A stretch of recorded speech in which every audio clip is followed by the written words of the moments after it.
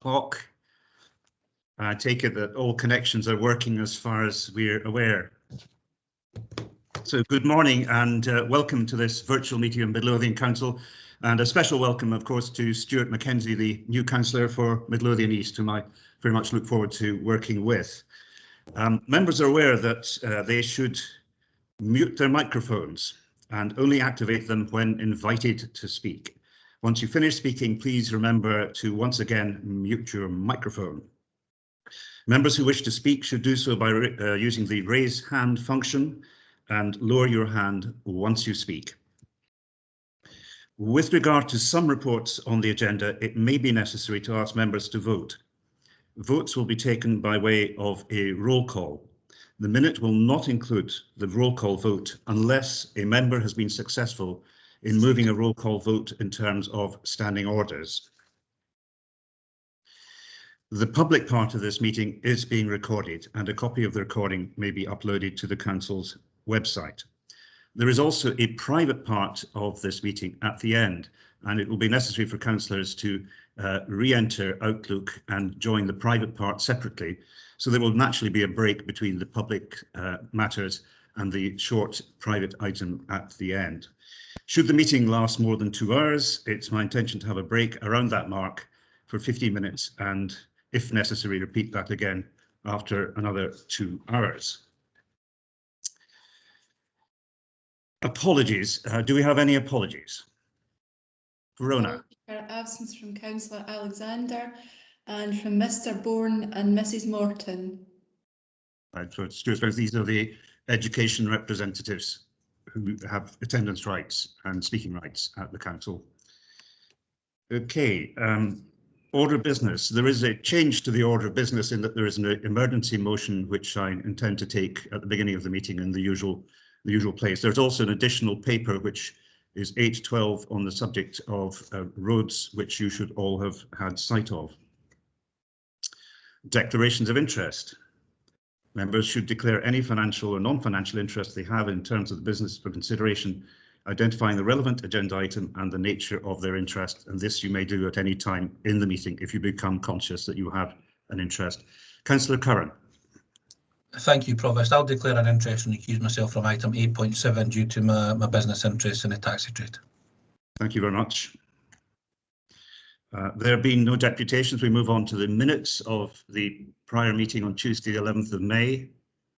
It's today, it's referring back to the previous council meeting, the 23rd of March. Are there any items arising from the minutes? Could I see someone to propose adoption of the minutes? Don't be shy, just pop your hand up. Quite happy, Provost. And Councillor Hardy and Councillor Milligan, thank you very much indeed. There being no questions to the council leader, we move straight to the motion which should have been circulated, emergency motion proposed by Councillor Colin Cassidy. Could I ask Colin Cassidy to speak to this motion? Thank you, Provost, and thank you for allowing this emergency motion. As it says in the paper, this is to set aside parking fees in Dalkeith post-pandemic crisis.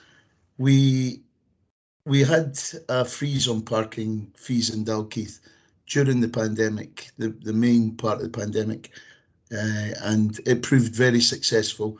Footfall in Dalkeith was very good. People were coming into the town centre as shops gradually started opening again and cafes. The moment we put the fees back on, shopkeepers were telling me how bad it had become. People had stopped coming back into the town. This seems to be a problem for Dalkeith town centre that's been going on for quite a long time now. I'd like to set this aside until the 31st of December this year, the parking fees, with a view to review all council parking fees in Midlothian. This is something we should probably have a wee seminar about and come to some kind of mutual conclusion. Dalkeith is a historic town, and it's also one of the only towns in Midlothian that has 2 banks left in it. with the result, we get people coming from all over Midlothian, Pennycook, Bonnyrigg, Gorebridge to use these banks. The pressure put on people with 1 hour parking is unacceptable, I feel, because people are rushing to get back to their cars in fear that they may have a parking ticket on their car when they get back and a £35 fine. So it kind of puts people off, and it stops the footfall and the trade in their ancient historic town. I also feel that there's so much Dalkeith has to offer, and people were beginning to discover Dalkeith. Yeah, I'd urge people to start coming back into Dalkeith, use the free car parking facility for 2 or 3 hours to explore our pubs or cafes or restaurants or shops. They can get their hair done. There's so much to do in Dalkeith, and they can even just enjoy the beautiful artwork that the Dalkeith Arts are putting up around the town. They can enjoy the lovely plants and flowers that the Dalkeith garden gorillas or gorilla gardeners are putting in all over our town. Or they could just visit our old buildings or churches and stuff. And I'd just like to say Dalkeith is now open for business, and I'd urge all members of the public to come back and visit our beautiful town. So thank you, Provost, for allowing this motion. Thank you, Councillor Cassidy. And could I now ask Councillor Curran to second the motion? Thank you, Provost. There's not much I can add to that, just more than happy to second the motion. Just a bit anecdotal evidence and touches on what Councillor Cassidy says. I queued at the bank for about 45 to 50 minutes a couple of weeks ago, and it wouldn't have left me any time I was intending to go over to Farm Foods to do a bit of shopping and another couple of places. So yeah, completely agree with this and support the motion. Thank you for that. And comments from the floor. Councillor Parry. Thanks, Provost, and thanks to the mover and seconder of this motion. I think it's really important. I don't wish to amend the motion on the floor or detract from the kind of simple aims of it, but I would like to draw members' attention to the parking restrictions that are in High Street and Lone Head, which are significantly affecting local businesses there as well. So if we are going to take any sort of review actions from that, it would be really good if we could look at that part in particular. It's really affecting the post office. The bank has just shut there. I'm not saying it's a consequence of the parking restrictions, but it did happen quite soon after. And various other businesses there have identified issues with that. So I would really appreciate if officers could look at that as a priority area to take away. Thank you. Thank you for that, Councillor Parry. I understand that we do have a parking subcommittee, so it's possibly the best place for the detail of implications for other towns in Midlothian to be considered there. Are there any further contributions? Do I take it there is nobody opposed to this motion? Speak now or forever hold thy peace. The motion is carried unanimously. Thank you very much, councillors. We now move on to item 8.2, purely for noting. And again, congratulations to Councillor Mackenzie. Thank you, Provost. We then have the question of committee and licensing boards appointments. Did your lucky day, Stuart? Item 8.3. We're asked to fill the vacancies.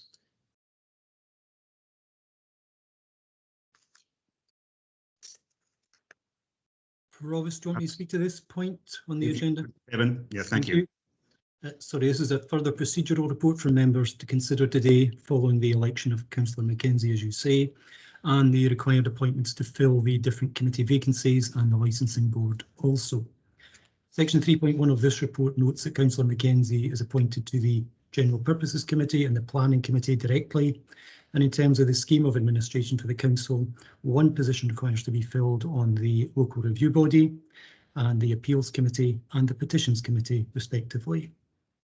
Section 3.2 of this report notes one appointment is required to Midlothian's Licensing Board and lists the qualifying criteria for membership and the prescribed training requirement for that role. Provost Council is invited to confirm the appointments to the respective committees and also the appointment separately to the Midlothian Licensing Board. Thank you. Thank you. And you noted that training is required for the licensing function, and Mr. Turpey will, I'm sure, arrange that. Could I see a proposer? Councillor Parry and a seconder. Provost, could I amend this slightly if I could? It was to propose that Councillor Stuart Mackenzie takes up post on LRB and licensing, and to appoint Councillor Debmy McCall to appeals. Okay, I'll keep that as an amendment to the proposal. Can we see a proposal for the that's a proposer for the amended motion? Councillor Cassidy and Councillor Wallace seconding. Do I read you correctly? Yes. Democratic Services, you're happy with that? Silence implies assent. I understood Councillor Parry was moving that. Sure. And who can you advise who's seconding it? I think there was a fight between Colin and Joe. Councillor Cassidy, should we put you down as seconder? Yes. You buzzed at almost exactly the same time. Okay, that's good. Again, congratulations, Stuart, and I'm sure you'll find these roles very interesting. We move on. We move on to 8.4, the Midlothian Integration Joint Board, appointment of Vice Chair. Do we have any proposals? Councillor Curran. Sorry, Provost, I think Councillor Milligan was looking to speak on the last item. Perhaps I can steal his thunder. I'm just wondering, in respect to the formal training required for a licensing board, if we could build in some resilience there and make that available to all councillors. Yeah, I think that's a very good suggestion, in that we've had the odd in quorate meeting, so a little more in reserve would be good. Should we remit that to Alan Turpey to issue an appointment? And obviously there's a small, tiny cost implication, but that's better than us having in quorate meetings. Councillor Milligan, I didn't see your hand come up. Are you wishing to do? Exactly the point I was going to make, Provost. Splendid. Okay, let's move on to the IJB, item 8.4. Could we have a nominee for the job of Vice Chair? Could we have a volunteer? I'll move Councillor Milligan. Thank you, Councillor Muirhead. Councillor Milligan, seconded by Councillor Hackett, I imagine. Are we content and with acclamation to have Councillor Milligan as the joint chair of the IJB? Thank you very much, Councillor Milligan, for taking up this appointment. 8.5. Older People's Champion. This report follows prior agreement at Council, Provost, on the 23rd of February this year to consider a request from Age Scotland in establishing the role of an Older People's Champion. The champion is envisaged as an ambassadorial role for older people locally and nationally in influencing change, particularly in the recovery from the COVID pandemic and its impact on older people. Provost, the Older People's Champion is seen to be a role for an elected councillor, and Council has recommended to consider an appointment to this role. Thank you. Thank you very much. Can we have nominations or contributions from the floor? Councillor Hackett. Thank you, Provost. I'd like to nominate Margot Russell, and I think she would be the ideal councillor for this role. Margot's spent well over a decade volunteering at the Older People's Welfare Hall in Dalkeith, and I think through that role she has contact with Aged Concern. Margot's also the Carers Champion, and I think it would be good to give this role the gravitas of one of our civic leadership roles. So I hope fellow councillors will agree with me and nominate Margot for the role. Thank you. Thank you very much. We're all aware of the significance of this role given the demographics of Midlothian. Councillor Munro. You're on mute. Thanks, Provost. Yeah, the Deputy Provost is held in very high regard, and I'd like to second her Councillor Hackett's proposal. Thank you for that. With the absence of further contributions, I would like to congratulate Councillor Russell on her appointment as the Older Persons Champion. Item 8.6, public holiday to mark the Queen's Platinum Jubilee in 2022. Could I ask Kevin Anderson to talk to this paper?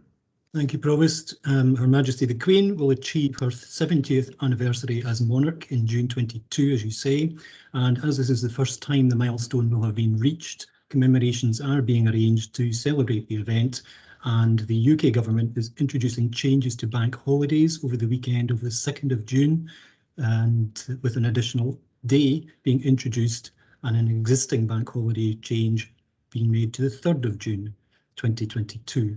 This report to Council is to consider to supplement an additional day or two as a public holiday for the local government workforce, or to designate these 2 further dates in the existing overall leave entitlement, as the local government workforce in Midlothian have 4 designated public holidays at present. 2 of those are allocated at Christmas and the other 2 are allocated at New Year, and the remainder are incorporated into the annual leave entitlement. Provost, this matter would normally have been submitted to the General Purposes Committee as a miscellaneous business issue. However, there is a resource issue, which is noted in section 4.1 of an initial assessed cost in designating or granting an additional day, and therefore Council is recommended to consider the award of this additional public holiday. Thank you. Thank you. So this would allow us to predict our diaries leading into next year and also make a budgetary provision for it. Have we contributions from the floor on this matter? There being none, I take it that we go with the proposal which creates a 4-day long weekend. Item 8.7, civic licensing possible extension. I'll just recuse myself now, Provost. Thanks. Good.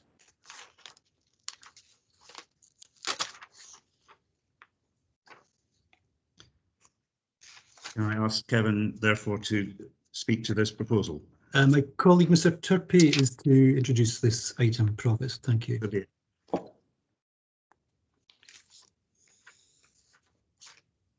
Thank you, Provost. This report follows on a request from the Council meeting in February on the effect of allowing basically a 1-year extension to civic government licence holders who've been impacted by the effects of the pandemic.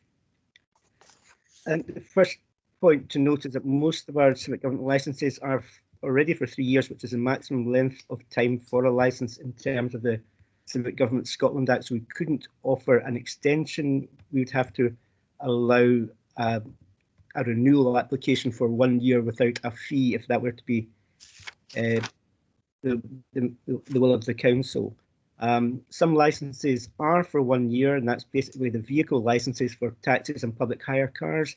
However, the renewal process there forms an important element of public safety, in that it means that the vehicles are checked at that time, and therefore I would suggest, if the Council were so minded, that again, rather than simply extending every vehicle licence we have for a year, it would be more in the public interest to allow a renewal at nil cost. The effect of on the Council's income is detailed in Schedule B and also at point 4.1 of the report. And in this regard, I think with my lawyer's hat on, I have to advise the Council in terms of Section 12 and paragraph 15 of Schedule 1 of the Civic Government Scotland Act. The requirement is on the Council to charge fees to meet the cost of running the licensing service. And if there is to be a series of 1 year renewals at no charge, then obviously that would mean that these duties are not being met, and the cost would have to be met from elsewhere within the Council's income stream. Other than that, Chair, entirely in the Council's hands. I'm happy to answer any questions which the members have. Thank you. I think there may be the question whether COVID finance could be tied up with this. Councillor Milligan. Yeah, Provost, quite happy to move that we agree the recommendations that are in there and the way that's set out by Mr. Turpey, our monitoring officer. Many of the businesses involved in this have had a really hard time trying to get through, but we've also had the fact where we're billing people and we've charged people for licences effectively and off sales and public houses, restaurants, taxi drivers, etc., where most of them just simply haven't had any customer, or they've been completely unable to use them. So therefore I think it's only fair. I have no doubt in going through the thing that there's one or two that you can look at there and think, well, would they have been affected as badly as others? But the cost of actually trying to go through all of them and take applications and that would strip any saving. I think the Scottish Government have been very clear, and I would maybe ask your finance officers to be clear on this. As far as I can read the advice by the Scottish Government, that this is money that we can try to look to reclaim or to take for any assistance on the COVID recovery and the cost of COVID that sit in there. So therefore there wouldn't be that risk. And to be quite honest, the risk that Alan's talking about is actually more for the government, because I don't think anybody who were assisting is going to challenge the decision to take this. So if the head of finance, Gary Fairley, might want to confirm that COVID monies can be used to offset this, then that would be helpful. But even failing that, I would still argue that we have a duty to try and help these businesses as much as we can. Thank you for that, Councillor Milligan. I think Kevin Anderson may want to make some factual contribution here, and then we'll have John Hackett. Kevin. Provost, yes, sorry. In the absence of Mr. Fairley, sorry, he's with the Scottish Government this morning, although he can be called in if necessary. The position as outlined by the council leader is, as we understand it, it will be eligible for COVID funding, and we'd be seeking to recover that accordingly. Thank you. Thank you for that. So this won't affect our precious general reserve. Councillor Hackett. Thank you, Provost. I just want to make 100% sure that our gala days and festival committees will get the support, because I know a lot of them require a public licence. So I just want to make 100% sure that our gala days, local gala days and festival committees will be supported through this programme as well. Thank you. Possibly Mr. Turpey could comment.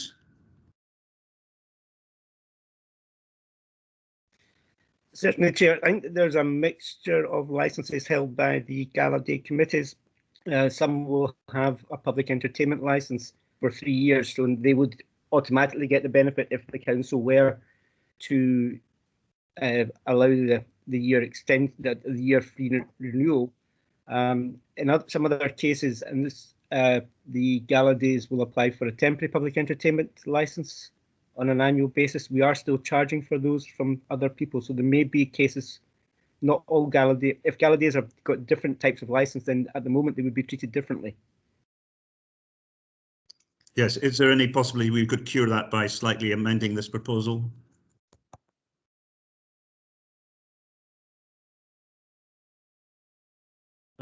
Taking this John Hackett's intended sense that it would be unfair to penalise them.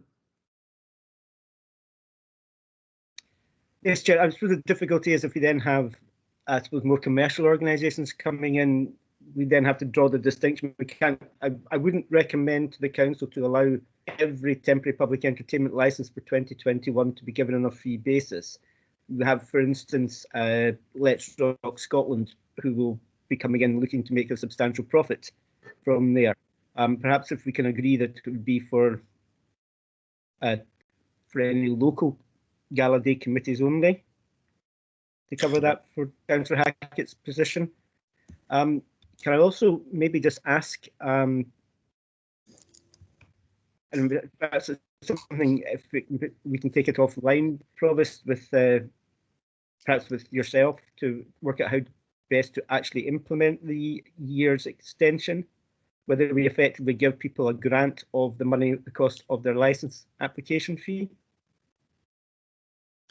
Yeah, as long as the net effect is as intended by this motion. Yeah. Councillor Hackett. The net effect would. Sorry, Chair. It was just, yes, if the net effect is that they get the extension for free, but I suppose the income is still being met through the Scottish Government COVID fund, whether that would cover us. But that's perhaps something we can take. If we take the will of the council, we can then try and work out how to implement that best. Although I think Mr. Fairley is now going to point out the flaws in my argument there. Okay, but we're talking about choreography, so Gary, if you could briefly comment on the best way of implementing this, and then if we could then have Councillor Hackett respond. Thanks, Provost. It was less about the best way of implementing. It was more just to be clear that obviously the proposals in the report will mean that income that the council would otherwise enjoy won't be received. It won't be reimbursed by Scottish Government. I've heard language like that used. Rather, government and as we've reported to council and through Business Transformation Steering Group, government have provided additional grant support to councils to support this stage of the COVID pandemic, and therefore we would simply note that the financial impact of this will be mitigated by those pots of money. And as the year progresses, we will determine whether those pots of money are actually adequate for the financial pressures that this council and other councils face. So we just really to clarify the financial aspect of the paper. Thank you very much for that confirmation. Councillor Hackett. Yeah, thank you, Provost, and thank you to Mr. Turpie. Yeah, it's just I take the point, and I welcome the fact that events like Rock Scotland, and there's been quite a growing number of commercial events that are coming out to use our public spaces. I would consider them very differently to our local volunteer-led gala days and festival committees, some of which have been going on for longer than 100 years. I don't know how we would encapsulate that today, but I hope the intention of my intervention there is to support our local volunteer groups and not a commercial event.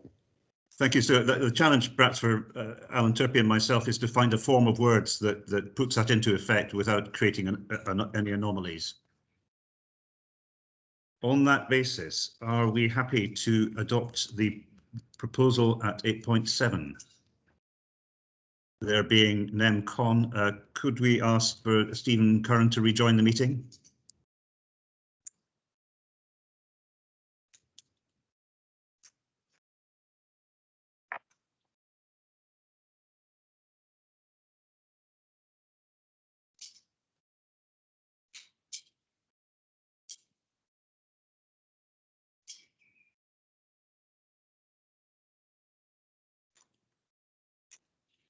Perhaps if Democratic Services could inform us when he has rejoined. So I think the next paper is rather important for him. 8.8.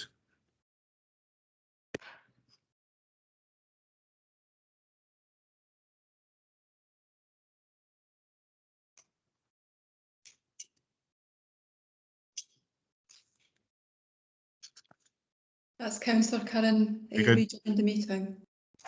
Thank you for that. For your information, the proposal 8.7 was substantially carried. We move on to 8.8, the elected members seminar on building rationalisation. Could I ask Kevin Anderson to talk to this?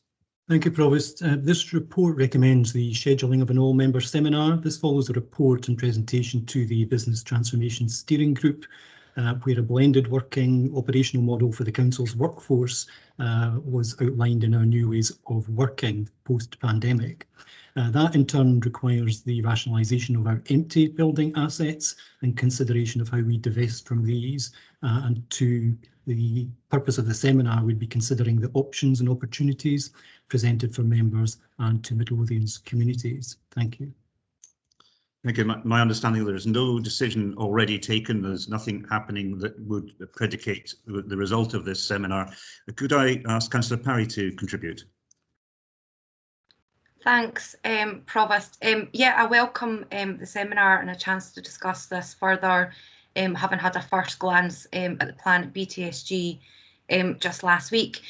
What I would ask for is that the Council, between now and whenever the seminar is due to take place, is to thoroughly consult with the local community, particularly in the areas around Dalkeith. I think that the plan at the most extreme end, what we're going to discuss at this seminar, could have absolutely devastating impacts on the local economy and local businesses in and around the whole of Midlothian. So I just wanted some reassurance that that would happen. And also this is going to have a significant impact on our workforce as well, and decisions taken in relation to this strategy will hugely affect them. So I just wondered what consultations there has been and what the result of these are, and whether we'll be discussing these more in the seminar. Thank you, Provost.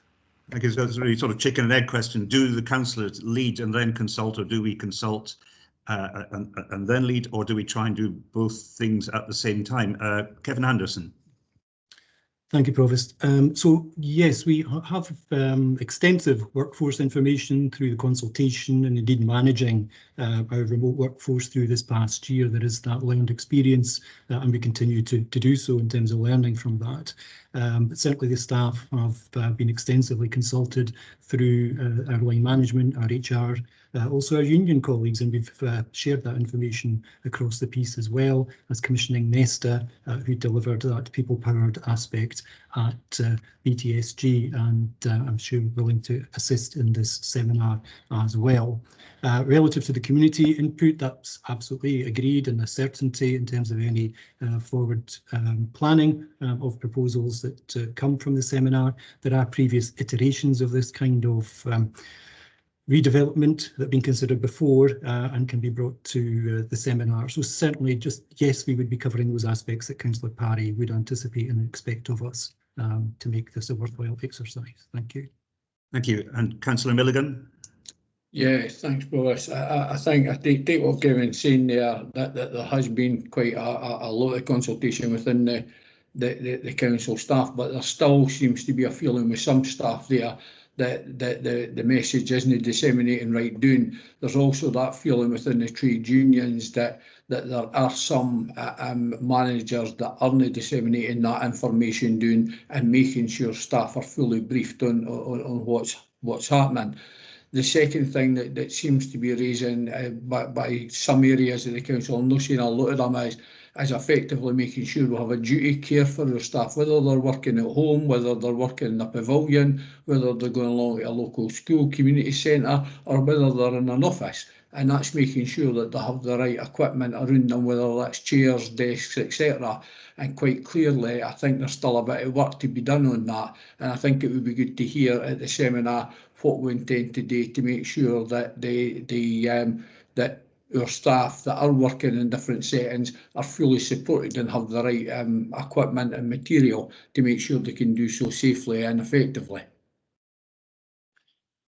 Thank you for that. I mean, although the seminar itself is based around the buildings issues, clearly the whole concept of hybrid working it lies behind it. So that's a very valid contribution to the discussion.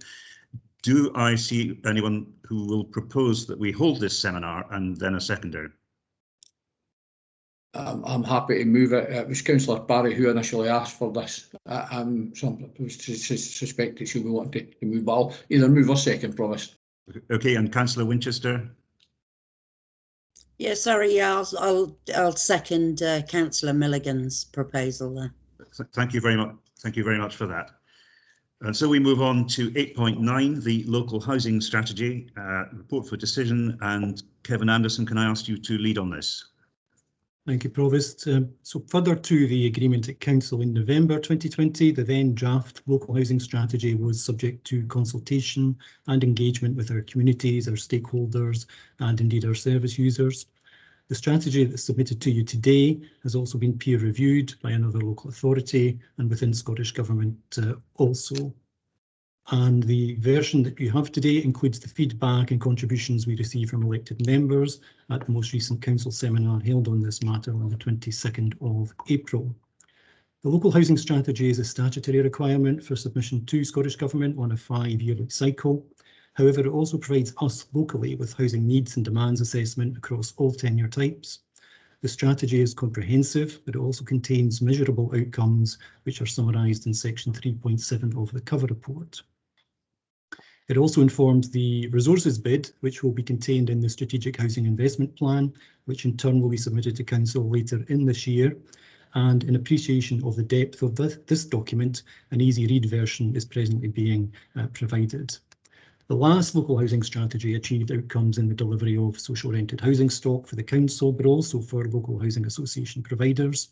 It provided extra care housing and complex care for particular needs, and where we work in collaboration with our health and social care colleagues. It improved energy efficiency in our stock, tackled homelessness as we withdrew fully from bed and breakfast use. Even during the course of the pandemic, we achieved that, and upgraded the Travellers site, which we operate on a shared basis with East Lothian Council. This 2021 to 26 strategy includes outcomes for additional specialist housing provision, house purchase schemes, fuel poverty, the climate change agenda, housing conditions and also placemaking, which aligns with the National Housing 2040 principles to sustainable communities, for employment and for housing supply structure for delivery in turn. Provost, I appreciate I've gone on a bit as it was necessary to give the context that is a common theme to the other suite of housing papers before members today, and councillors recommended to approve the local housing strategy. Thank you. Thank you very much, Kevin. For the benefit of the public, then is a 150-page document, and we have already, as councillors, had an extensive seminar on it. So if this is a relatively brief session, it's not for want of work at the Housing Committee and amongst the councillors generally. Councillor Wallace. Thanks, Provost. I mean, our constituents on the waiting lists or living in overcrowded conditions see all these building sites going up, and they think that their housing problem is going to be solved quite quickly. But that's no the reality. We didn't seem to be knocking a very big hole in the waiting lists with such a low turnover lets. Is the council realistic when people go on the waiting list as to how long they'll actually have to wait? I mean, is it years, just months? What is the average waiting time? And on table 6.1 on page 74, it shows that a tenant in a council property on an average will pay an average £83.41. That's with a minimum wage of £328.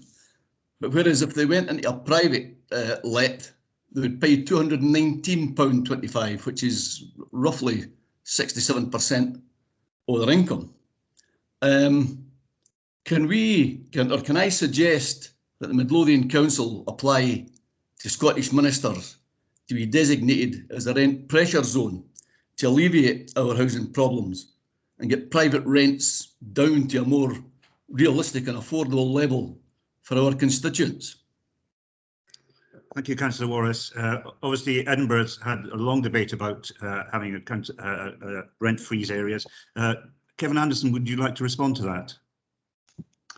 Sure, certainly. So in terms of the housing turnover, certainly we do have a limited turnover, which reflects our tenancy sustainability, and certainly we're at the top end, top quartile in terms of the council's achievement and have been for some years. Clearly, we have a good history in terms of the additionality to our stock, and indeed the next report relates to that particular matter. But certainly there is continuing to be considerable demand. We have 4,055 housing applications, 852 of those are on our homeless list, 3,203 are on our general needs list. So there is continuing housing need there, again reflected within the housing strategy before you today. Relative to so we continue in terms of forward funding our social housing programme, which again the next paper relates to as a consequence of that. And again, we have good impact and good relationships with Scottish Government relative to the subsidy provision, allowing us to do that, as well as in conjunction with the local housing associations to collaborate on mixed tenure sites. Also, in terms of Councillor Wallace's point on rent pressure zones, I would want to come back to Council separately in terms of reporting both the prospects and the consequences of that move. Certainly, as you indicate, Provost, Edinburgh have been looking at that. I know anecdotally there are indications that there's displacement from Edinburgh to Midlothian and other Lothian authorities. Similarly, in terms of private rent levels, we are certainly within the same zone, literally, in terms of the measures for that, for rent and house cost assistance that's provided to those households who are eligible for it. So it's quite a complex piece, is really what I'm trying to indicate, and we'd want to bring that as a separate piece of work back to members, certainly as a consequence of the ask today. Thank you for that. And Councillor Hackett. Yeah, thank you, Provost. Just to echo some of Councillor Wallace's concerns there. I mean, some of the costs of private rental is huge, and for particularly younger people trying to get on the housing ladder, often rent is much more expensive than a mortgage would be. But as you're trying to pay the rent and put some money away for the mortgage, and with house prices going up as quickly as they are, you can see people getting stuck in that trap.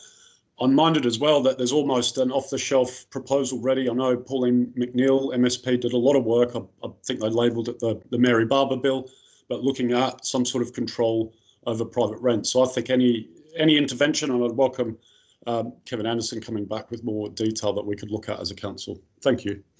Thank you. And Councillor Parry. Thanks, Provost. Yeah, there was two issues that I wanted to address relating to homelessness. In terms of our strategies in homelessness, I'm certainly aware of a few cases where people are placed in private rented accommodation as a means to, alleviating their immediate situation. However, with those more expensive rents, as we've just discussed, that often means that tenants are pushed seriously into debt. I know one case of one woman who's now thousands of pounds in debt as a result of the way that the council placed her in a private let. Coming back to our own council housing stock, I'm aware that as part of the rapid rehousing strategy that we are using shared properties now. So that's where, Kevin will correct me if I've picked this up wrong, but where you don't necessarily need an HMO licence because there's perhaps only two people in the property who are, thought to match the conditions of being able to house share with somebody.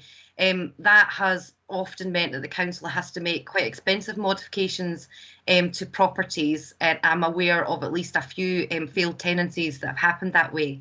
So I just wondered if Kevin knew roughly how many properties are being let on that basis, and what is the outcome of them in terms of outcomes for both people and us. Are those tenancies being sustained, and is there learning that can be done from them? Thank you, Provost. Kevin Anderson on shared tenancies, specific question from Councillor Parry. Yep, thank you, Provost. Certainly, indeed, shared tenancies are one housing option and certainly do help to alleviate our homelessness demand. They have a range of success, and then they also have those that have tenancy failures, as within the mainstream stock. Certainly it works for some people. Councillor Parry's correct. When there are no more than 3 unrelated people occupying a property, there's no requirement for an HMO licence. However, our duty of care to both of those occupants and the immediate neighbourhood doesn't go amiss, that we certainly carry out that assessment of those individuals in terms of them being a better match to live together in the same property. I don't have the numbers to hand in terms of how many properties we have converted to that use, and we need to come back separately to her, and also the evaluation, because it has been a fairly recent development that we've provided in terms of housing options to be able to indicate the sustainability of those. Thank you for that. Councillor Johnston.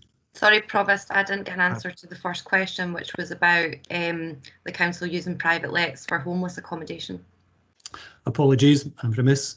Yes, we do, and certainly appreciate the affordability issue that members have raised on that point. I don't know the particular case and happy to take that offline with Councillor Parry, but certainly affordability is one of the criteria that we assess as people present to us as homeless, so we should not be putting people into unaffordable accommodation.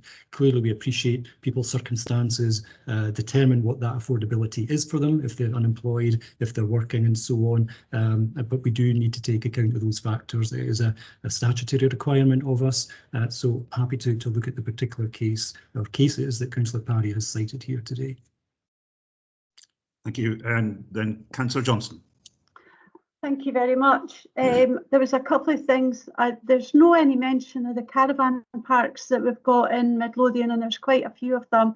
Some of them are in quite a poor state, and I wondered how those people were being assisted for fuel poverty, etc. The other thing is, are we going to be looking into a care to repair? I mean, there is a wee mention of it. And the other thing, I think there's a formatting issue with the charts in section 6. We duplicate the chart numbers again. We go up through 6.1 to 6.5, and then we start at 6.1 again.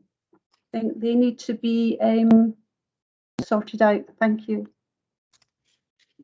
Thank you for that matter of polish. Obviously, you read the document very thoroughly. Kevin, could you respond on that?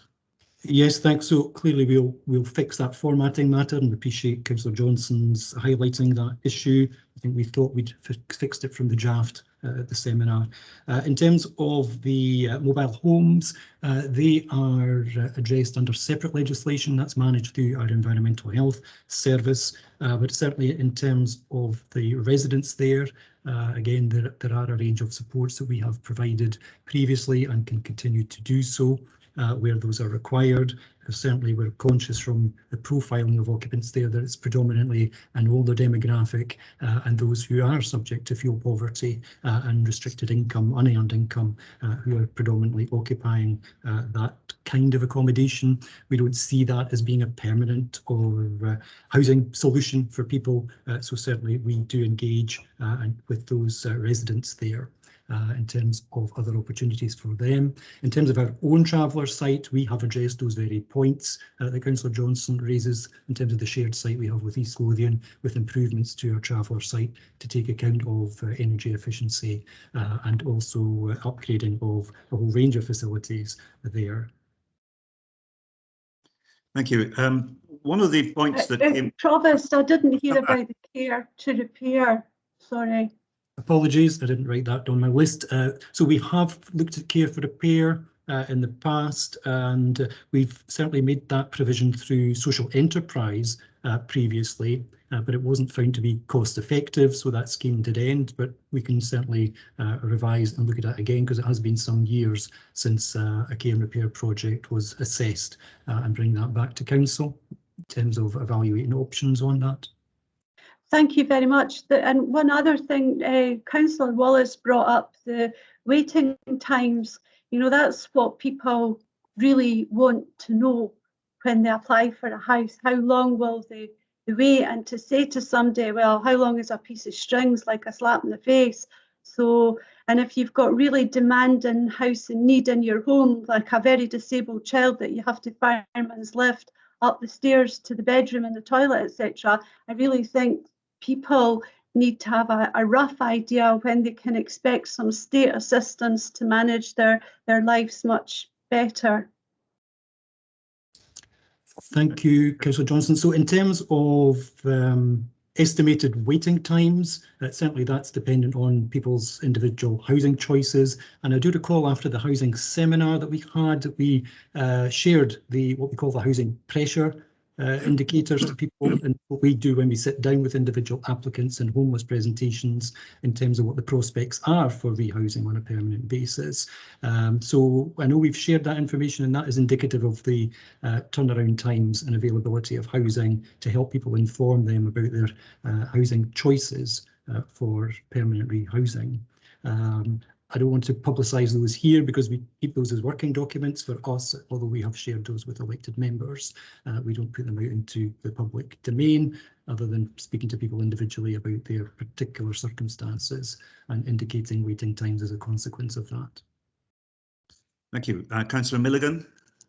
Yeah, Provost, actually I wholeheartedly agree with what Councillor Wallace and Gareth Johnson are saying, that telling folk that will have no idea how long they're going to have to wait, but under the current circumstances, I'm not sure how we tell them anything else. It's a needs-based system that effectively we've been told to adopt. It's not something this council adopted many years back. It's some 15 years back or so. We had a needs, you put your name down and you waited your turn. And I think everybody could justify that. If somebody came in and says, how am I waiting any longer? You could say, well, the people in front of you have been waiting longer than you. Under the current circumstances, you can be sitting second on the list, first on the list, and the next time somebody jumps right in front of you who has more need than you. So I'm not actually sure how we deal with that without going back to you put your name down and you wait your turn. And one of the things that's critical here, you see the report coming up next, we were starting 500 new council houses this year, in this calendar year, to try and deal with this problem. As fast as this council's built houses for the last 15 years, the list continued to grow. It just continues to grow all the time. And no matter, and I've got to say, the grants that we're getting now with £57,000 towards each household for the government, we're taking money back in for rents to try and accelerate this. We're going to have to look to see whether or not we're going to try and look for new phases. But the reality here is, unless there is some scope for East of Scotland, and some assistance for the East of Scotland, it's going to be almost impossible.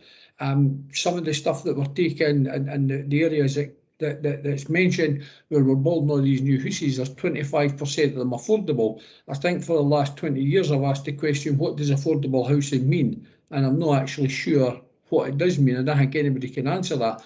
Well, we're negotiating with a lot of the private companies for the council to take up that 25%, shows that they're actually council or Melville, Castle Rock in these sort of areas.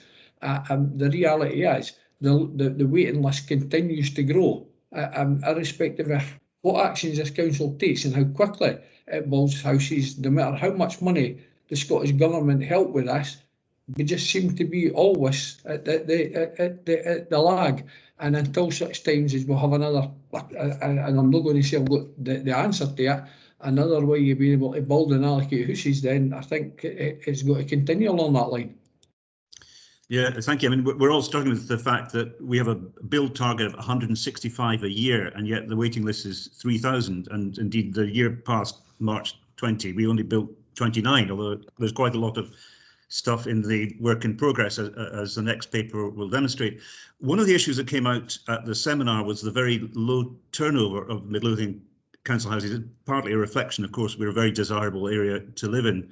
And one thing you could perhaps look at, Kevin, is whether or not we should be paying higher incentive payments for people to move into smaller council houses and therefore release bedrooms on a voluntary basis. Seems to me some other surrounding councils are paying rather more, and perhaps you could do some research as to what the implications have been. Have the scheme been abused in any way, or is it genuinely a better way of getting the sort of utilisation improvement that we would want to see, so as to release some more capacity without actually having to build? Certainly, Provost, again, we can investigate that and bring this back to members. We certainly increased our incentive scheme in terms of the downsizing aspect to release the larger properties. I appreciate your point is beyond the social rented housing sector itself, and we need to explore that further, as there are some limitations in terms of the Scottish secure tenancy, in terms of what's permitted there. But again, we can take that request away and come back to council in due course. Thank you. Well, it's clear that all the parties are engaged on this issue, and it's very high up our agenda.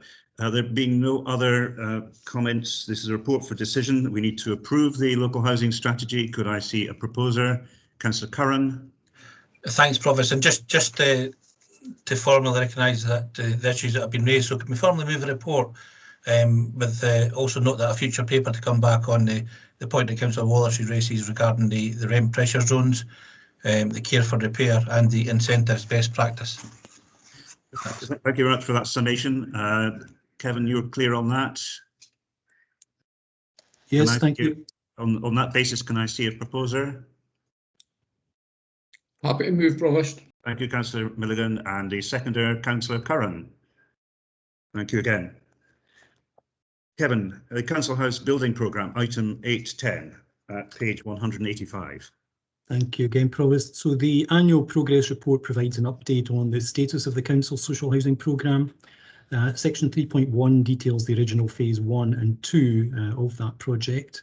Section 3.2 of the report outlines the phase 3 and 4 sites in the continuing programme and the status of site starts and the respective forecast dates.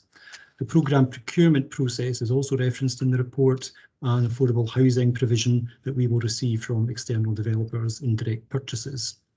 The grant funding position, as has been referenced in the earlier debate, is noted at section 3.7. The risk issues, however, do indicate the impact of the COVID disruption and also about utilities, which are referenced for specific developments which have led to delays for us.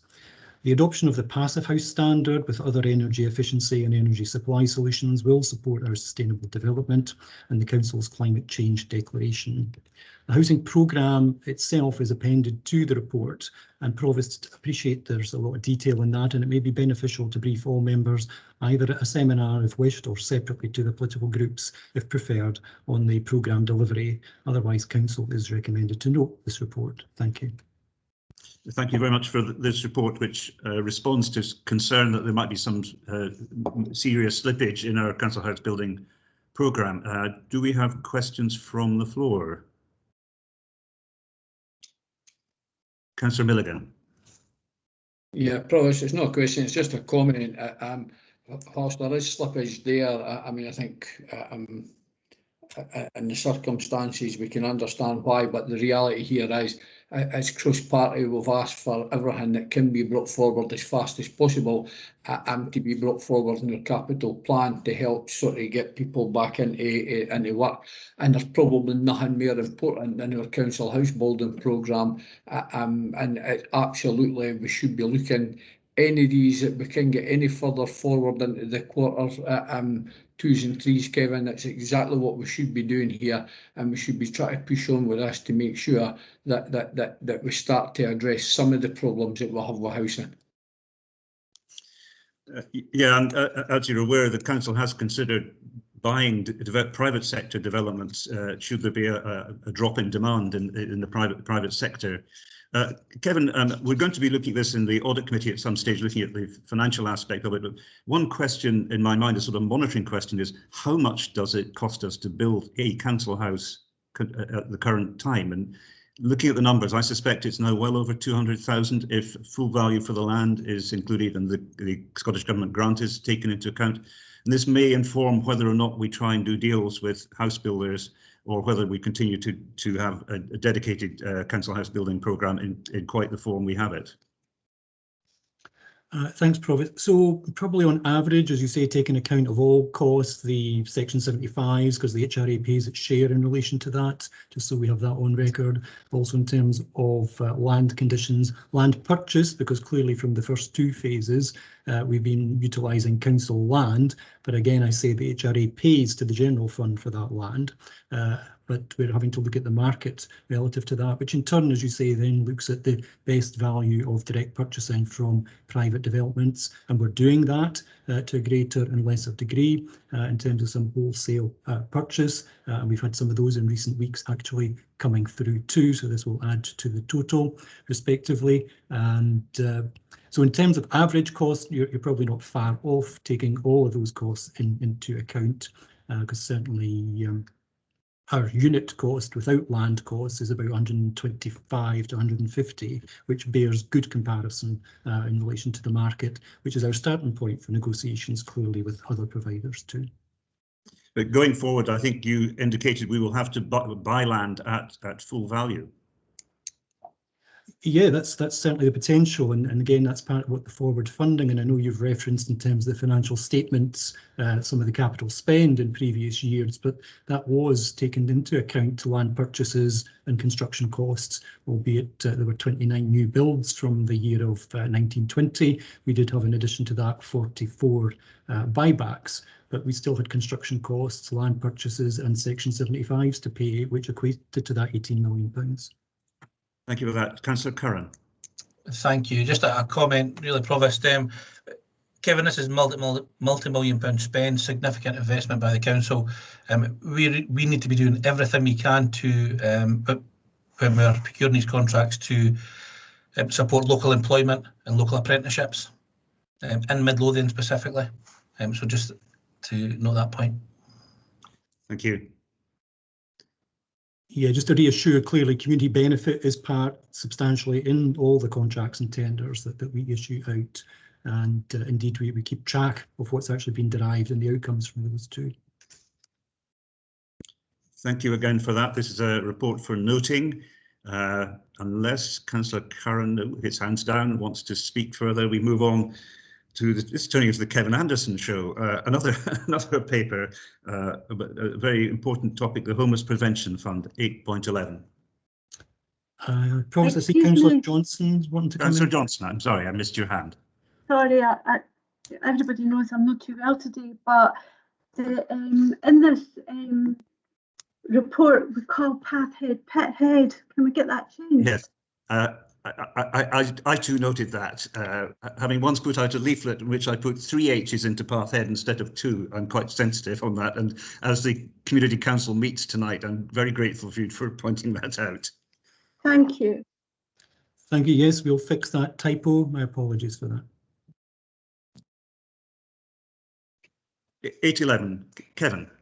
Thanks again, Provost. So this report proposes to pilot a homeless prevention fund as a spend to save initiative in repurposing savings which we have achieved from our withdrawal in paying for bed and breakfast use, as referenced in the earlier debates on the agenda. And that amounts to £30,000 being available for redirection. The Homeless Prevention Fund would be utilised as a last resort in recognition of a range of existing supports and resources that are available to people presenting in crisis. And the purpose of the fund is detailed in section 3.4 of the report, and the operating rules of it are in the remaining points of section 3. A review and an evaluation of the proposed pilot would be carried out through the duration of the fund, and then of course reported to Council in terms of its benefits realisation. Similar schemes are being operated in some other Scottish local authorities, which have been reviewed by our housing colleagues and informed the proposal that's before you for Midlothian. And Council is recommended, Provost, to approve the fund and the procedure outlined and the reallocation from the homeless budget of the 30k as an initial pilot. Thank you. Okay, and this is presumably all under the usual disciplines of at some stage reporting back on what this pilot has actually achieved under following the public pound. Yeah, we'd carry out, through the course of it, we'd be doing that as officers, but clearly in terms of the end of the pilot, we'd bring back a benefits realisation, evaluating what the outcomes have been for the value that's within the available funds of 30k. Thank you. Thank you. Councillor Curran. Thanks, Provost. Just to welcome this, and I mean, anything we can do to reduce the number of homeless applicants should be welcomed. Just a couple of points. One at 3.6, where it details exploring alternative means. I just hope we don't get, just a point there, I hope we don't get caught up in bureaucracy. I mean, that should be data that's at hand. So I wouldn't like to think that those in need are waiting weeks or even days actually on a decision on that. So just to highlight that point. And just to note that I see it as a 2-year pilot, but it would be good if elected members could get a midterm update or progress report, perhaps in 12 months' time, just to see if what we can learn on, if there are any further investments required, in terms of practice and how we can move forward to improve it further. Thanks. Yes, and surely also the question of overlap with other sources of finance. Councillor Parry. Thanks, Provost. Yeah, I too want to welcome this paper and the approach. I'm aware of other pieces of work in other local authorities that's worked really well. However, I was just going to make the same point that Councillor Curran made about it being overly bureaucratic, so I hope that doesn't throw up any challenges. But Kevin, I just wondered, do you think that this is enough money for this? £30,000 seems to be quite a small sum of money for this type of project to work really well and get good results that we can evaluate. And I keep hearing elsewhere that our HRA account is awash with money at the moment. So I just wondered if you could pick up that point around funding. For example, if we got 3/4 of the way through the pilot and we realised that we didn't have enough money, could we top it up? For example, I just wouldn't like a kind of overly bureaucratic approach where we're trying to spin out the money over a longer period of time rather than doing what needs to be done with it. Yes, thank you. Kevin, if you could respond on that. I assume this comes out of the housing revenue account anyhow, because clearly housing related, but perhaps you've got wider purposes for it, in which case it comes out of our general reserve. Well, it comes through the general fund in terms of the homeless allocation. So we're making the saving to the general fund, but we clearly want to spend to say if we're trying to maximise the use of that. In terms of the process, I would reassure Councillor Curran and Parry that certainly I make the analogy with our Scottish Welfare Fund. We clearly prioritise those people in crisis as in terms of food and fuel are the predominant asks there, and those are turned around within 24 hours is the latest timescales that we work to. So we'd look to replicate that clearly for this purpose as well. Relative to the value of 30,000, yeah, that's simply an additional allocation, an initial allocation, sorry, for this. So we do need to evaluate that before we come back for either further governance or indeed if you want to add to the recommendations about utilising delegated authority that I and other chief officers will have available to us to top that up. We can certainly do that within the remit that we have already, if that's consented here today.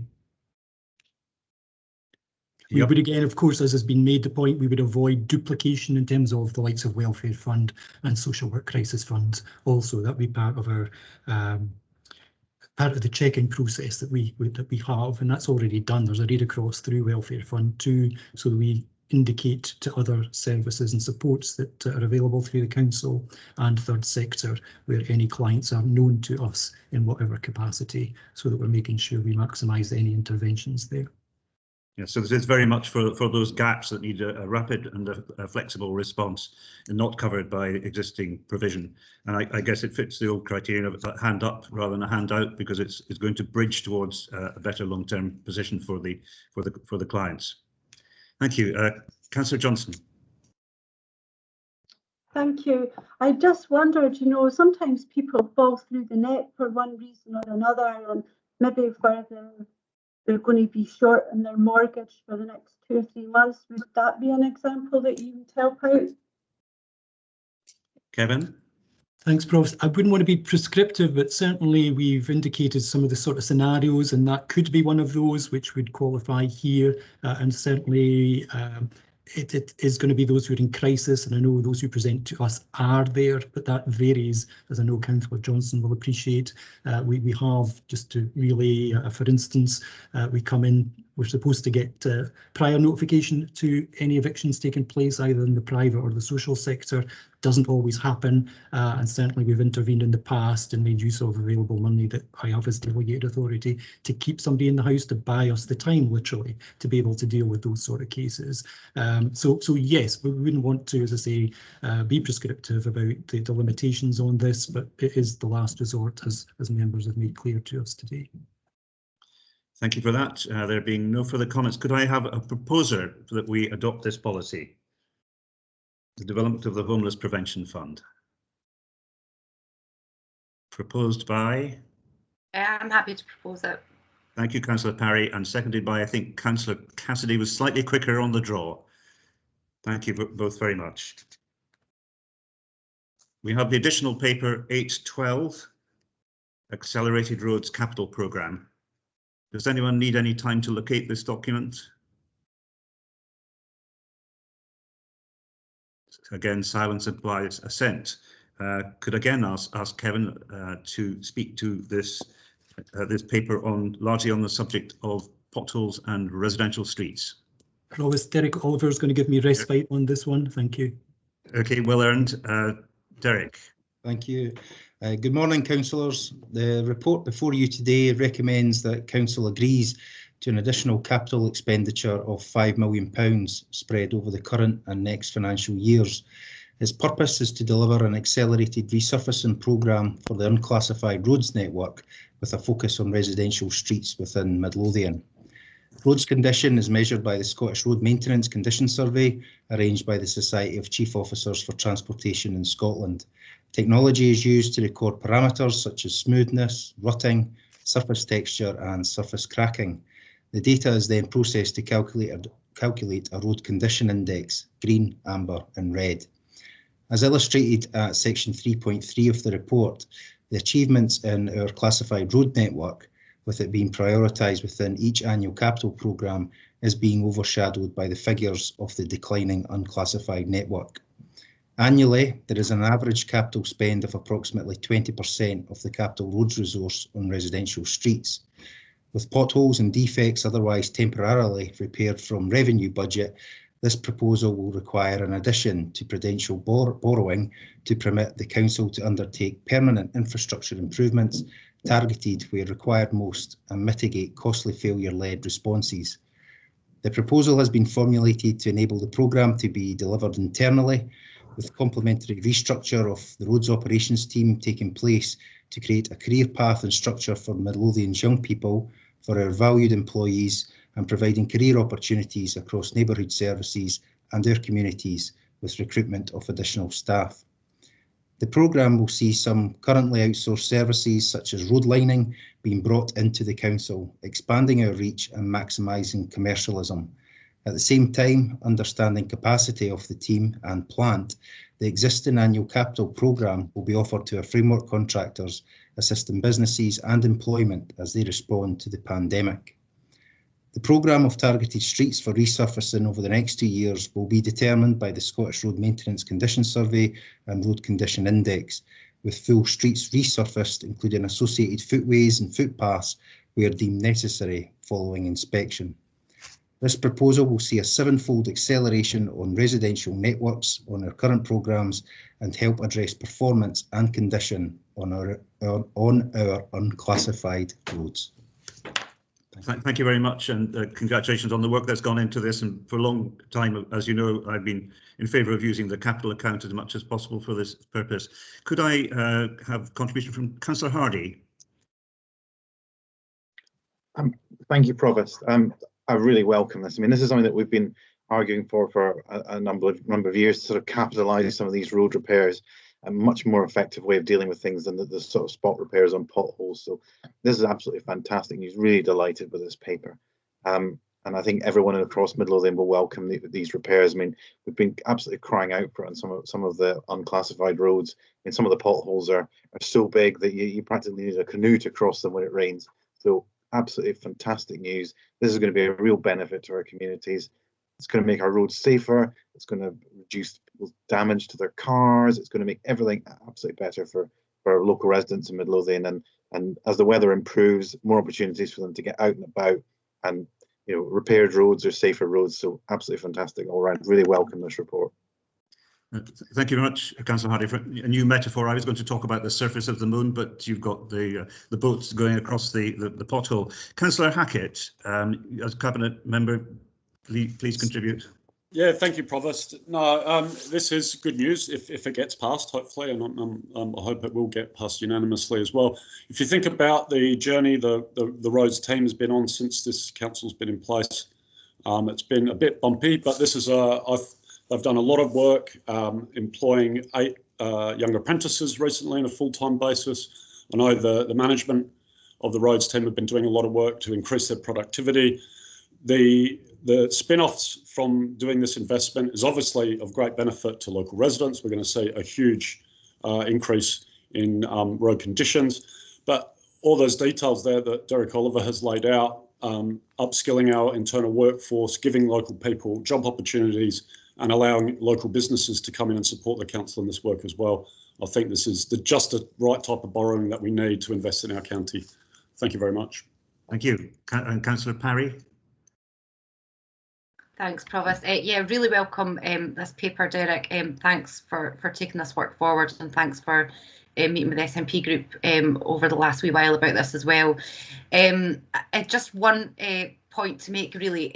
This work's fantastic, but unfortunately necessary evil of this will be disruption on our transport system as work is carried out.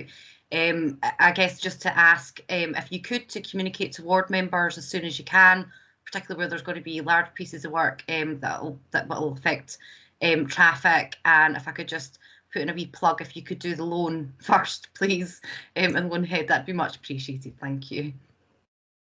Yeah, could I amplify that? I think also community councils will very much want to know which roads are planned and targeted, so that will give them the confidence that at some point there will be an improvement. Councillor McCall and then Councillor Muirhead. Thank you, Provost. I think Councillor Parry has stolen my thunder. But yeah, it would be really helpful to know the plans of when things are going to get done.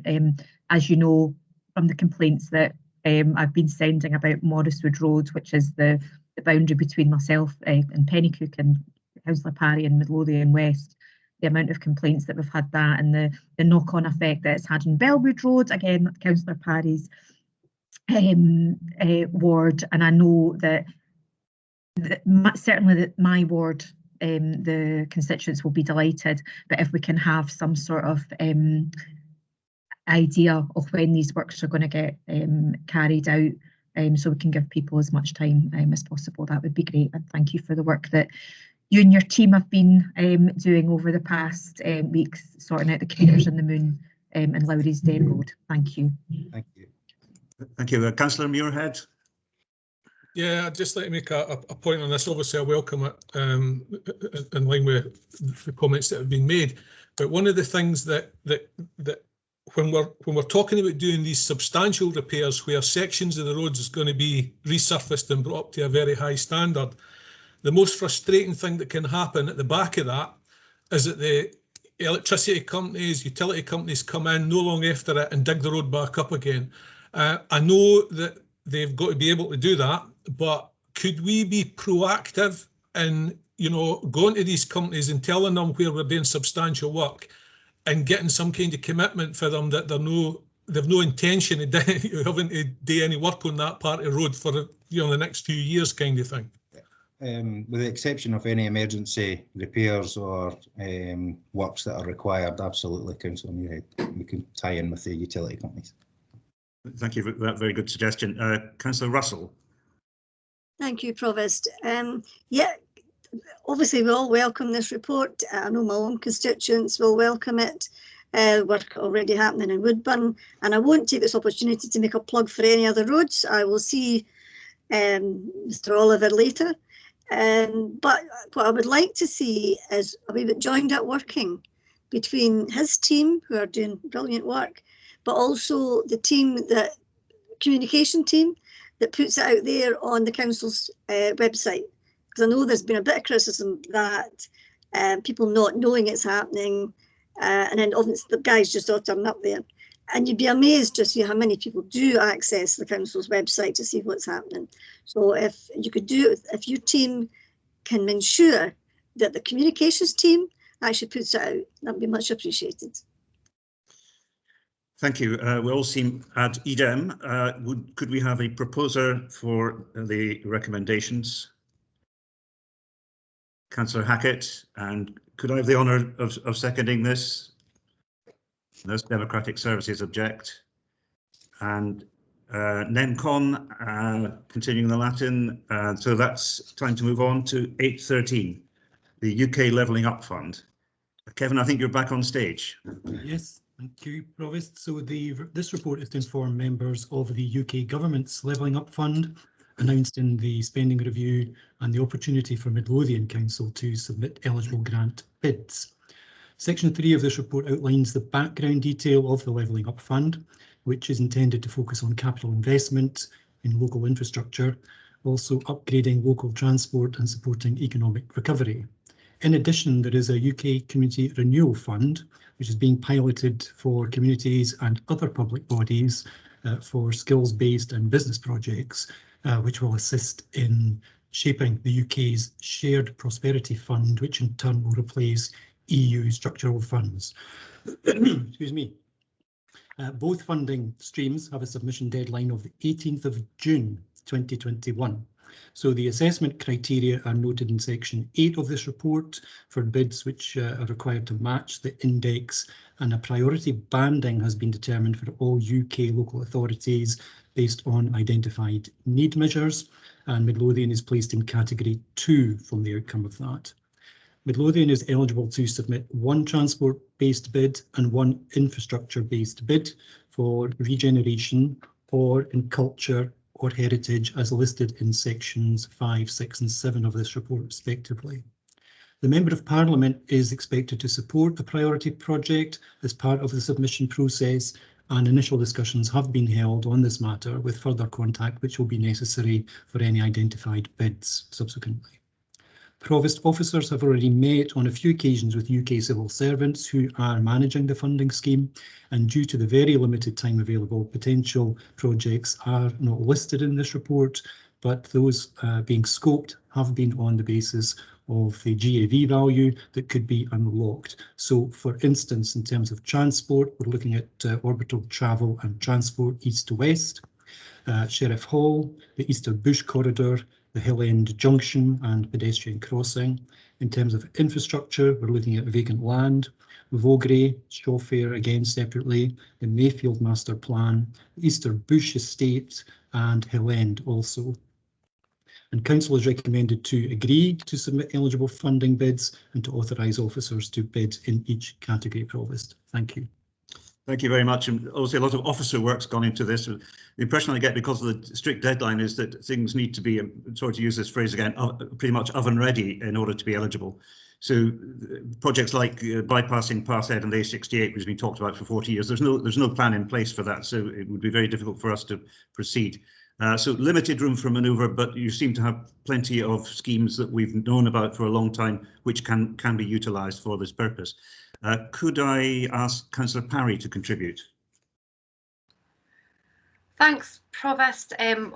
Obviously, welcome any money at all that's coming to local government, but I do want to express concerns about the manner in which this has came to us. COSLA, which is an organisation set up to represent all 32 local authorities, have also expressed political concern at their last meeting about the way that this has been allocated.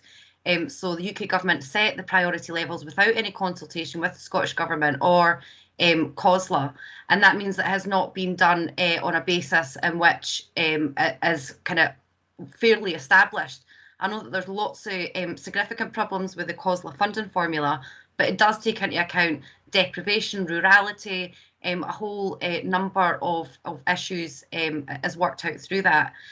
So really just expressing concern that the UK government have bypassed the kind of traditional routes that local government uses and express real concern about that. And I think that that's a concern that's been expressed already by COSLA leaders, but I think it's important that we make that point here as well. So wish you all the best with the application. I hope it is successful. If I could just end on a quick question, Kevin, I noticed the deadline there is the 18th of June, which is incredibly tight. Are we going to make that deadline?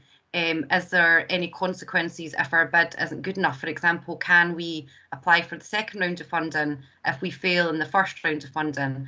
And just to make sure that we are ready for that. Thank you. Perhaps, Kevin, if you could answer that, and then Councillor Imrie. Yes, thanks. So as indicated by Councillor Parry, there will be further funding rounds here, and again, anything that we can't get in or indeed need to revisit from our first efforts can be considered as eligible again.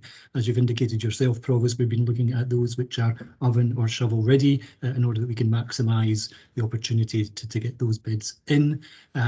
To some extent, being in priority level 2, we're also already a bit of a disadvantage to those that we're going to be matched against priority 1. So clearly we need to make our best efforts on this, and with some of the prelim work that's been done on those projects I've listed to you, we're in that position that we will certainly get a bid in, and there will be, in terms of future funds, facilitating costs available that will be met by UK government thereon in. So yeah, we will maximise every opportunity as you would expect from us. Thank you. Thank you. Councillor Imrie. Thanks very much, Provost. And just to say, I welcome the report, given that I met with officers and insisted that we look to put in a bid. Now we can stamp our feet up and down and we can stick our tongues out, but the reality is that COSLA officers are meeting with government officials. Local authorities are meeting with government officials. So from my perspective, I think we should be actually, as a council, meeting with government officials as well. The Oversight Committee of the City Region Deal are meeting with the Minister concerned, Under Secretary of State for Scotland, next week, I believe. And obviously, they're keen as mustard to get their feet in the door, so that in actual fact we can look to see if we can suggest to him that he supports the bid for the city region. And I think we lose out if we don't do something of the same thing. So it's a plea to the officers to send an invite out to the appropriate minister to meet with the council. The second thing is, Provost, I just wanted to highlight this. The Levelling Up Fund, as far as I was concerned, if you take it on a national basis, is really to look at areas of deprivation. And as I've already been alluded to, there's some authorities actually sit in the level 1 part of it, and we're down on the level 2 side. But I would like any of our bids, Provost, that do go in to take account of the identified areas of deprivation that we have in the council, so that in actual fact we are looking to make that difference. That's if we actually are successful. But I really do think that that should be something that's weaved in through the tapestry of the bid, so that we can actually show that we, by getting awarded the funding, can make a difference to these areas and to these people. Thanks very much indeed, Provost. Thank you. I much agree with you. We have both areas of deprivation, but also we're a high growth area, so investments here will show much better cost benefit than many areas which are simply sort of in the agrarian world and will never be anything different. Councillor Hardy. Thank you, Provost. I'm just wondering why we're not talking about the railway link to Pennycook, which is something that obviously this council has talked about for a long time, and this is exactly the kind of funding that we've needed to support this. And in terms of being shovel ready, I mean, it's something that the council looked at over a number of years.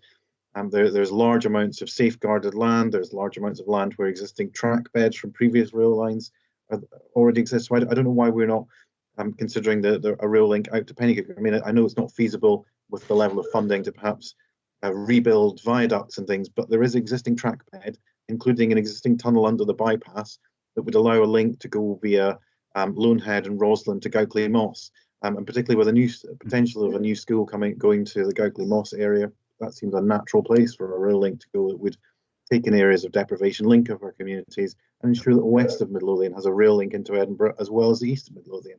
So I think that's really something that we should be looking at. I mean, it's a great way of driving development and getting people out of their cars, and would link up with the Bush Estate as well. So I think it would be a fantastic opportunity for us to pursue that rail link out to Pennycook that unfortunately we have struggled with in the past. Thank you, Councillor Hardy. As I recall, the Scottish Government removed that from our structure plan some years ago. It has been discussed in relation to this fund, but it may not be in a shovel-ready mode. Could I ask Kevin Anderson to respond on that? Maybe it has to wait for the next round of funding. I suspect so, Provost. Certainly in terms of this first round, we need to literally evidence that there is infrastructure on the ground, in the ground or coming from the ground during 21-22. The next round is to looking for completions by 24-25. So Councillor Hardy's position could certainly be explored in a second round of funding. With the available timescales are the main issue for us at this first round. Thank you for that. Councillor Wallace, you've been very patient. Well, I didn't always get accused of that, Provost, but thank you. Anyway, to go back to the railway, I mean, we had a survey run by the Heriot-Watt University a few years back again, and they came up with the conclusion that we'd have to have the railway stop at Pomethorn, which isn't. Nobody in Pennycook is going to take buses up there to get to a railway station. It's got a single track road. So I think we should stop talking about getting a rail route to Pennycook. I don't think that's ever going to happen. But anyway, to get back to the 8.13, let's be clear about what this is. This is just a complete power grab by the UK government. Money that should have come to the Scottish government has been retained by Westminster to spend as they see fit. And of course, we can always rely on Boris Johnson spending money wisely in Scotland, just like he did in London, with millions spent in water cannons that couldn't be used, millions spent on a bridge that didn't even get built. And to go on to have his thoughts that he had on the Scotch being a verminous race.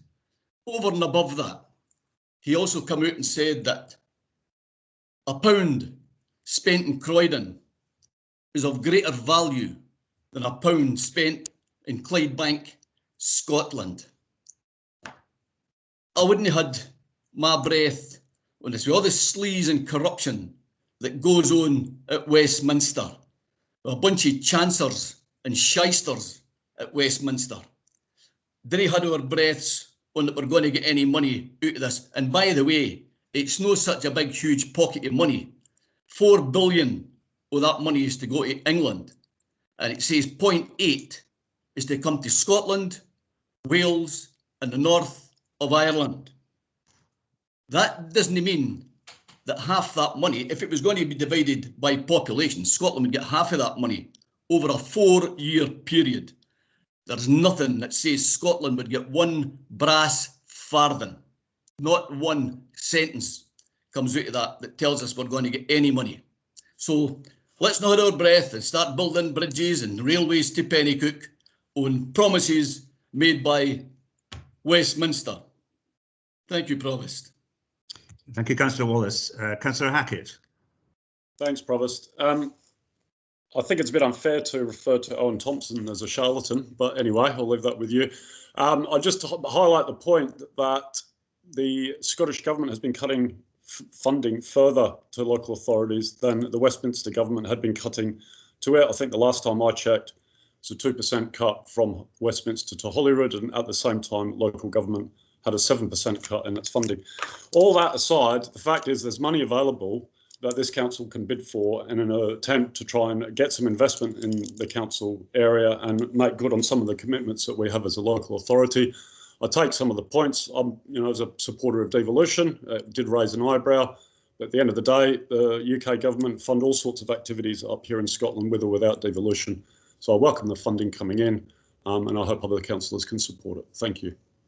Thank you. I'm not sure that Councillor Wallace actually meant to say anything about Owen Thompson at all. Councillor Wallace. Yeah, I didn't mention Owen Thompson whatsoever, and I didn't say charlatan. You referred to members of Parliament in Westminster, and we have a member of Parliament in Westminster. Yeah, I didn't say Westminster. I'm talking about the people that run the Westminster. Waste monster, more like. But I didn't call them charlatans. I called them chancers and shysters. Maybe the same thing. But get it right if you're going to criticise. Okay, so you're talking about the government. Fine, let's leave it there. I don't think we've got time to debate the Barnett formula. We perhaps should move on to decide as councillors what we want to do with this proposition. There's a report for a decision. Can I see someone to propose that we accept the report and that we formulate our bids for this money? Councillor Hardy. Yeah, I would be very keen to propose that we submit a bid for this. I think it's absolutely vital for our communities that we try and get any assets that we can, and any money that's available, we should make sure we've got a bid. And I look forward to this money coming to Midlothian if we have a successful bid. Thank you. And I think Councillor Winchester was first on the draw in this occasion. Yes, So, I'd love to second this motion, this bid, so we can get some money from Westminster. I see Councillor Curran's hand was up. Do you want to contribute before? Yeah, Provost, just a point of order. I mean, I think no matter political preferences or political views, we need to remind the language that we use in this virtual chamber. Can I just ask everyone to please be respectful to each other? Thank you. Yes, indeed. I very much agree with that. Councillor Wallace, do you want to come back before we formulate a vote? Well, That necessary? calling waste monster a bunch of shysters and chancers is hardly the same as getting called a racist, like the Scottish National Party got called by one of the Tory members just at the last council meeting.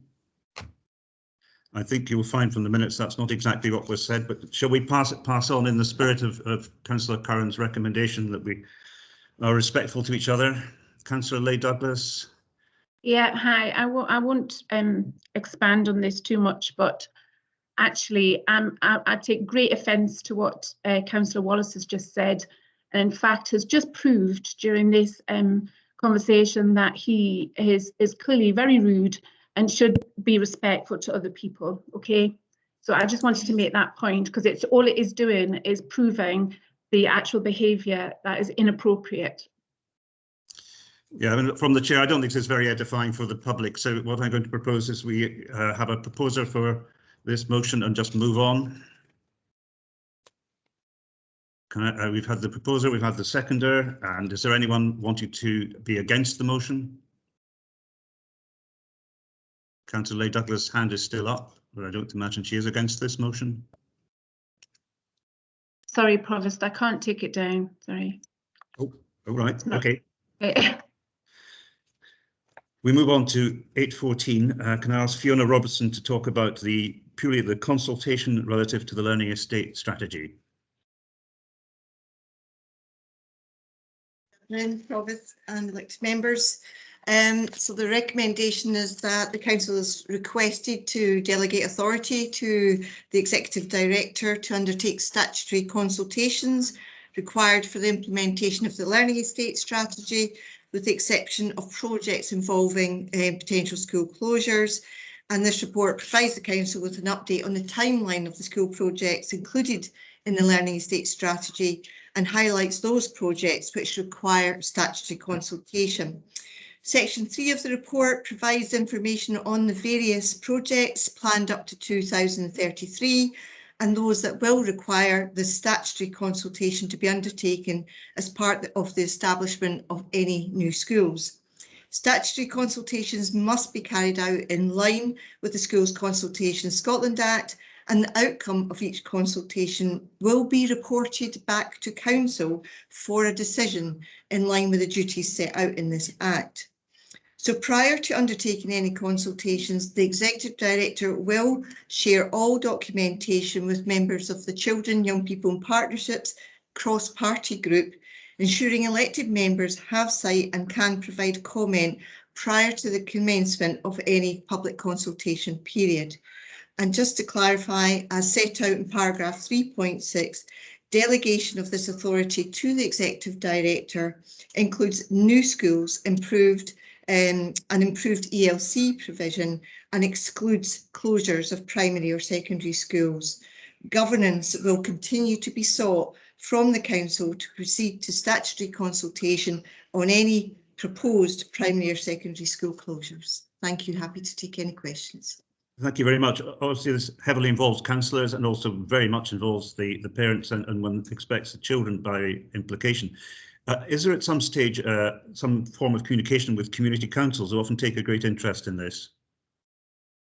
Yes, and I have actually already received requests from community councils about updates, and I've committed to attending community council meetings to provide an update at relevant points when we've got updated information to share with them. Clearly, again, in terms of the timeline that we've presented in this paper today, that potentially sets out when we would engage with the communities. Thank you for that. Councillor Parry. Thanks, Provost. Thanks, Fiona. Just while we're on the subject of community councils, as you can expect at Lonehead Community Council, I'm constantly asked about the progress of the A701 school, and I am getting a bit tired and asking for updates about it, to be quite frank. So it would be good to know what the plans are and what the timelines are, because you know, there's real serious issues to be outlined in terms of where that school goes. And what type of school it's going to be. Now, we have already had extensive community consultations here in Midlothian West on the proposals around this school. And the last time I had an update from your team, it was suggested that the consultation on catchment now wouldn't include Morriswood. So I would be wondering if you could confirm that, because that would be slightly odd to have people living in Morriswood and not be able to cross the road and go to school there. So if you could clarify that, that would be great. And any updates on the school as well would be helpful. I did note the point about statutory closures again, and I know that the denominational review is of course ongoing. I wondered if there would be any kind of parts of that might be coming forward a bit quicker, because I think you know, the more that you know, ward members know about that, and that parents and teachers and the community can know about that as well. So if there's any updates to school closures, that would be good. Thank you. Thank you. Fiona, if you could respond, and then Councillor Muirhead. Thank you, Councillor Parry. Just to confirm in relation to the A701, as we've shared recently, there's more than one site that is currently being explored in terms of the where it's to be established. In terms of, and again, I'm happy to provide updates to the community councils, because I have been doing so, and also ensuring that our head teachers in the area have been kept up to date. So happy to provide any further update, and as soon as we have a sort of you know, site that meets the requirements, we will be sharing that through the cross-party and then asking that information is shared to group members as well. Just in terms of Morriswood Primary School, that would form part of the consultation. So again, in terms of wherever the school is sited, we will look at the locality of the primary schools, look at the school roles, and again go out to consultation with a proposal. So the staff, the parents and the wider community from Morriswood will have a say in terms of that catchment area that's to be established. And again, that once we've carried out that statutory consultation to include Morriswood in the A701 or not, that then comes back to the council for a decision. That decision lies with the council. In terms of, I think, did you ask in terms of denominational review? What I can say to you at the moment is that, again, I've kept the cross-party group up to date with our progress. I've asked for a review to see if there's been any change in the past year in terms of the number of teachers we have in our denominational schools that have the certificate for teaching within the denominational schools. If we see a shift in that, then that would alter our rationale for that denominational review. And so therefore I've kept the head teachers of the denominational schools informed that I'm undertaking that review before we come back out with any informal consultation. The denominational review would not be included in this delegated authority that you're providing today. That would be completely separate. So I'm keeping the cross-party group up to date with any changes to the rationale that we had for undertaking the denominational review, and that we've said that we will undertake that and come back by the end of May to update you on the position. Thanks, Fiona. Sorry, can I just come back very briefly on the A701 school? I appreciate what you're saying is, well, you know, you'll share the plan when you have the plan and it's not quite there yet. But surely you must have some idea of the timescale, because this is just, you know, rolling on, and I'm just a bit worried that the project has grown arms and legs. It was meant to be a high school. It's now suggested it might be an all-through school. You know, do you have some idea of the timeline? Fiona, can you come back further on that? I do anticipate that, you know, I have been engaging with the University of Edinburgh this week over some of the proposed sites. We are expecting that we will be able to come back with a proposed site, you know, hopefully within the next few weeks. And that will then determine ultimately, as you've said, Councillor Parry, because at one point we intimated in a particular site we could move to 3 to 18. If it's not on that site and it's further away, it's more likely to be a secondary school. The one thing I can assure you of is that within that secondary school we will have ASN provision. Thank you for that. That was helpful. Councillor Muirhead. Thanks, Provost. I can understand Councillor Parry asking these questions, but the reality is that this report is about the giving the Executive Director authority to initiate and progress the statutory consultations. And while on the surface it might look like, you know, we're building a whole raft of new schools, it's not positive things in people's eyes sometimes, because there are consequential changes to catchment areas that can affect people. So there's issues there that can arise. And what we're doing here is we're giving the Executive Director the ability to initiate these procedures. However, as she has indicated, on the strict understanding that the cross-party working group will be kept informed on the development of these proposals that are going to be consulted on, and that we can feed that back to our respective groups. And the Executive Director has indicated that she'd be prepared to come and address the groups if that's required. So we're going to be well aware of what is going to be part of these any proposals that are coming forward for consultation. So on that basis, Provost, I would move the recommendations in the report. Thank you for that. And then from the Provost's perspective, I think the cross-party working group has turned out to be an excellent innovation for the council, with very high-level dialogue. And I feel we're very much through that, as councillors kept in the loop. Could we have a seconder to Councillor Muirhead's proposal? Councillor Leigh Douglas. Yes, thank you. I'd like to second that. Thanks. I take it, therefore, the proposal for the consultations is accepted. We now move to the private part. So at this point, we all sign off, say a prayer, and try and sign in back in through the Outlook calendar or whatever other way into the second part of the meeting, which is a private part. So I look forward to seeing you in the next few minutes. I'm hopeful that we'll be able to finish by 1 o'clock.